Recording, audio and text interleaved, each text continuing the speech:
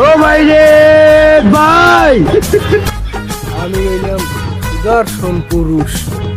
Hello hello hello আসসালামু আলাইকুম ভাই। ওয়ালাইকুম আসসালাম। ক্যামেরন ভাই, আপনি যে সুদর্শন পুরুষের পুরস্কার পাইলেন, হ্যাঁ। তা আসলে আপনি কি বেডা না মাতারি না অন্য কিছু ভাই? তা আপনি কি আপনারা কি দেখে সুদর্শন পুরুষের পুরস্কারটা দিলেন? ভাই আমি হলেন, আমি বেড়া যে হ্যাঁ কমু না, আমার যে মাতারি হ্যাঁ কম না, আবার যে আমি হিজলিয়া কর কোনো কায়দা নেই, কিন্তু আমি যে এমন একটা মাল, আমি সুদর্শন পুরুষ। তা ভাই এটা জুলাইছেন ভাই? ওরে ভাই, এটা হইলে তাই, এটা ডিজিটাল, এটা একমাত্র আমেরিকার দিয়ে আমার অর্ডার করে আনা হয়েছে, কারণ আমি সুদর্শন পুরুষ। আমার একটা ইয়েতে আর সুদর্শন পুরুষের একটা কারণ আছে কি, এই যে দেখেন আমি যে ফার্স্টটা দেখছেন, হ্যাঁ দেখছি ভাই, দেখছি।